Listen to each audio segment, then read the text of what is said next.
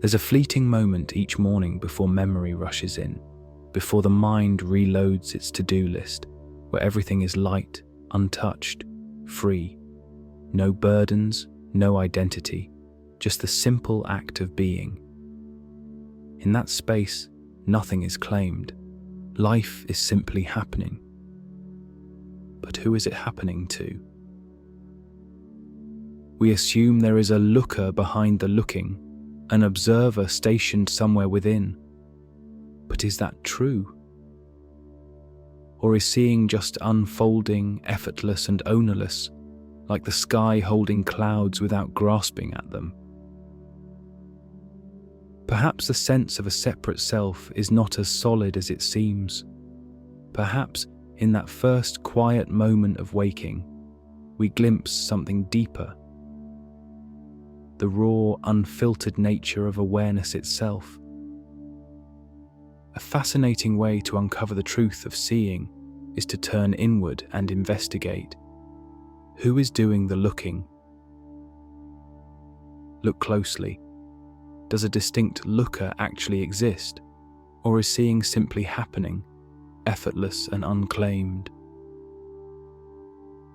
There is no separate self behind the eyes, no owner of awareness.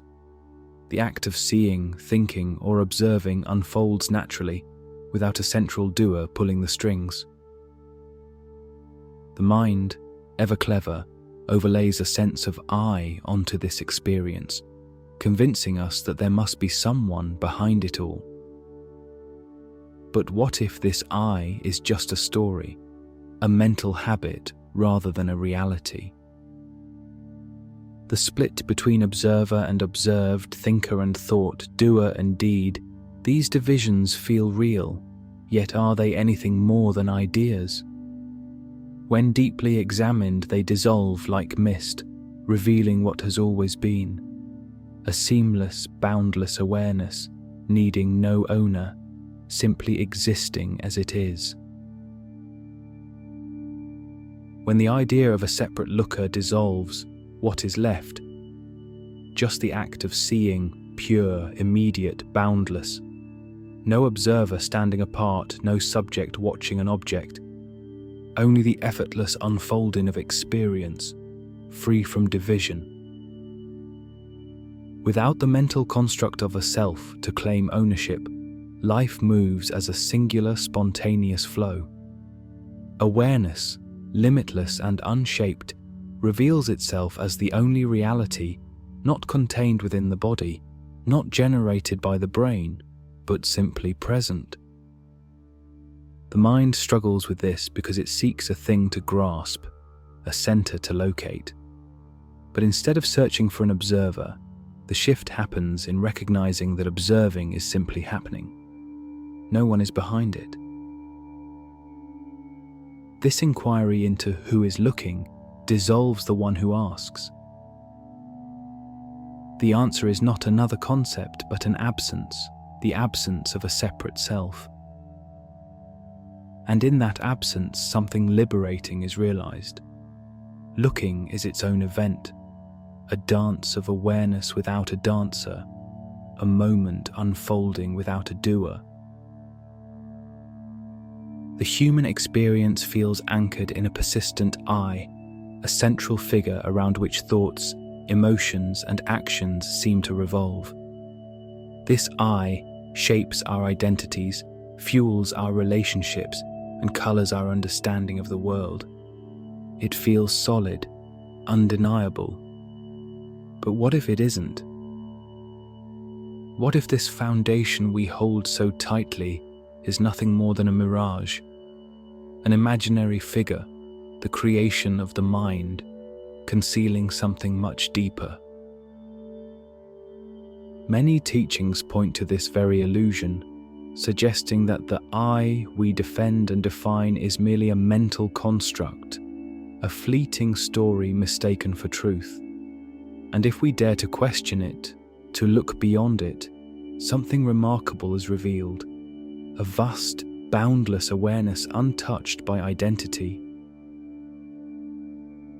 An openness so free, so effortless, that it was here all along, hidden only by the illusion we were taught to believe.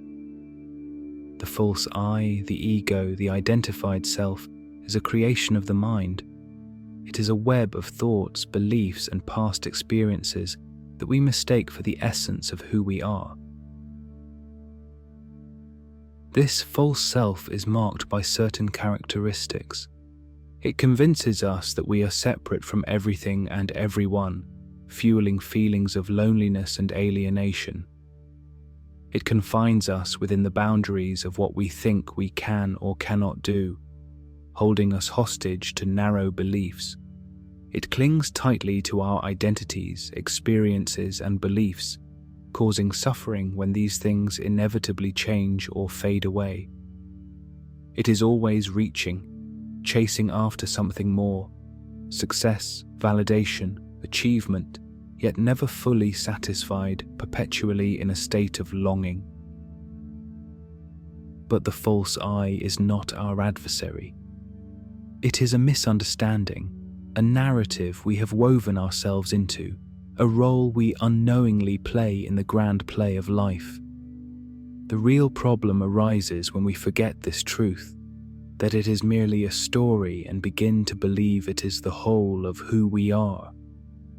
The false I persists because it thrives in the absence of true investigation. We are so familiar with identifying ourselves through our thoughts and emotions that we rarely stop to question their validity. This lack of inquiry keeps the illusion alive, veiling our true nature in a cloak of misunderstanding. The illusion of being a separate body-mind is only maintained because we do not question it. Without close scrutiny, the I thought remains unchallenged, solidifying its false sense of permanence. The feeling of separation, the belief in being an isolated I, survives simply because it is never questioned. This imagined divide continues, unnoticed, because it hasn't been recognized for the illusion that it is. The me we cling to is just a surface appearance, a concept we assume to be true. When we trace this me to its source, we find it evaporates. It was never a real entity, just a mistaken assumption. Suffering and endless seeking persist because we fail to clearly see who we truly are. Only by understanding that the I as a separate being is a myth do we find freedom. When the false I is seen through, what remains is not a new self to be found or perceived, but the pure principle of being, awareness itself. There is no longer a separate entity, just the boundless, formless presence of existence.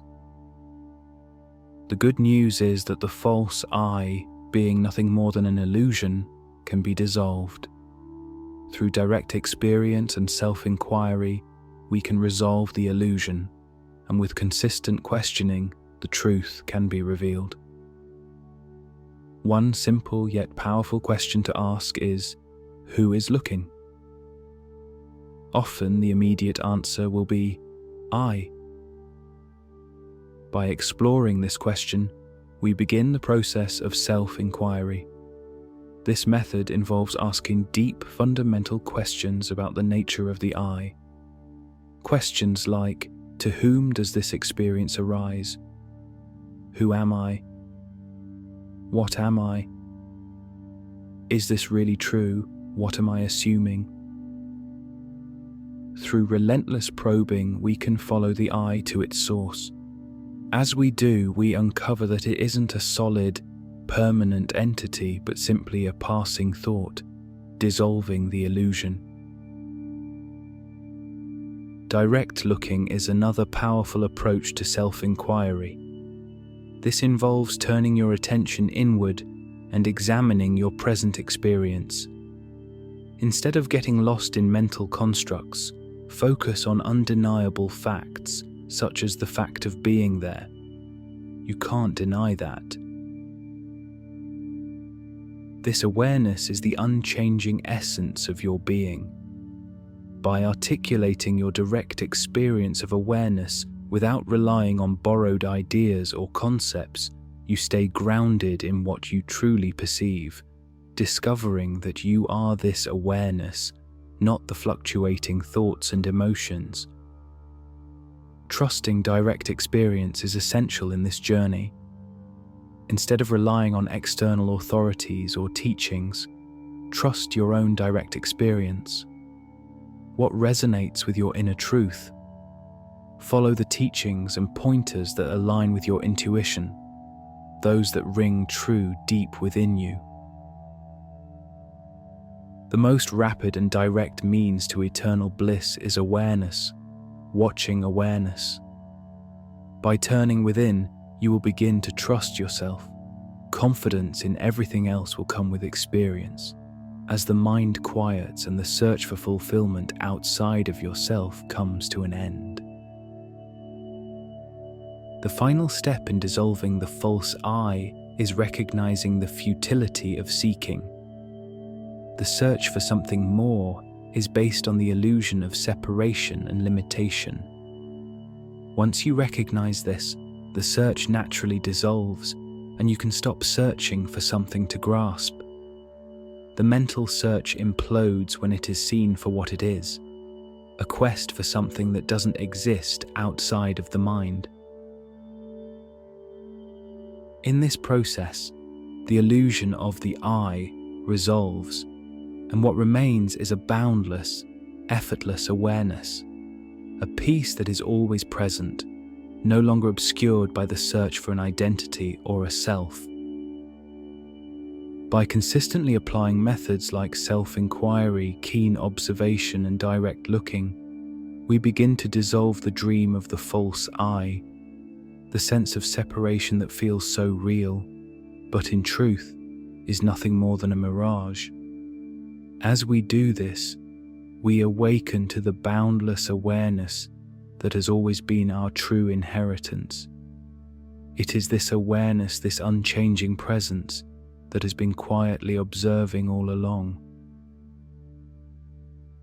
If you feel drawn to move beyond just understanding these ideas intellectually, to actually seeing for yourself what you are, we've put together a more structured path in the form of a digital retreat.